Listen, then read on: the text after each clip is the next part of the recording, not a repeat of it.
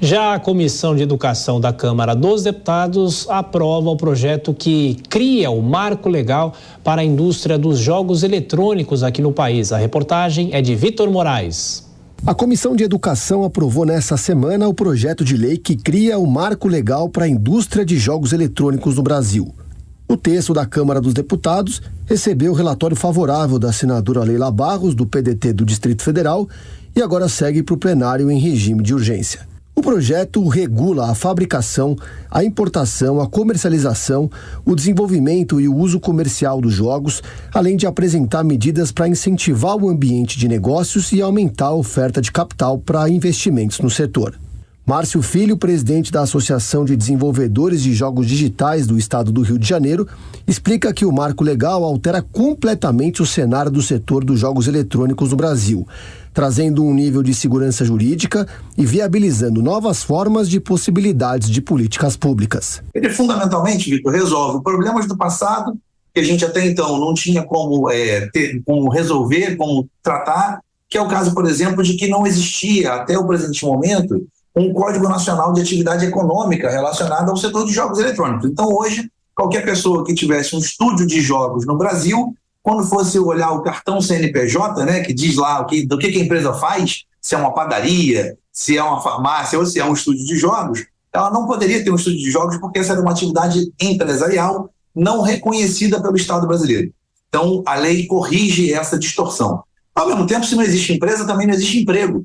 Então, quando você pensa na criação de empresas prestadoras de serviço, quando você pensa na criação dos MEIs que possam prestar serviços eventuais a empresas, ou mesmo na assinatura de carteiras, né, de vínculos trabalhistas com a carteira de trabalho assinada, não havia código brasileiro de obrigação de ocupações, né, para poder ser colocado em carteira. Com o PL, a ferramenta dos jogos eletrônicos se consolida no país e passa a ter agora duas áreas como base: uma obra audiovisual com suporte tecnológico.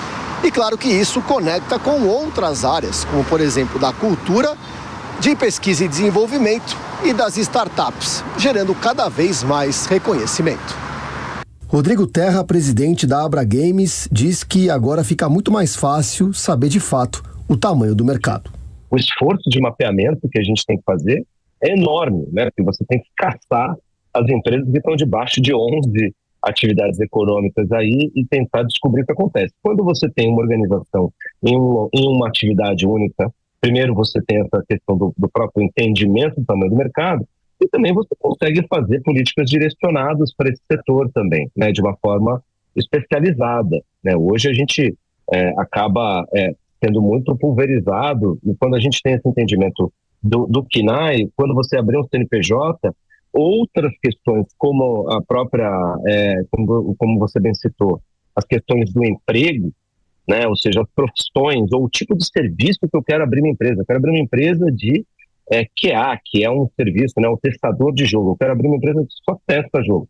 Hoje eu não tenho exatamente como abrir isso. O projeto exclui da definição as máquinas caça-níqueis e jogos de sorte. Também ficam fora do projeto os chamados jogos de fantasia, em que os participantes escalam equipes imaginárias ou virtuais de jogadores reais de um esporte profissional.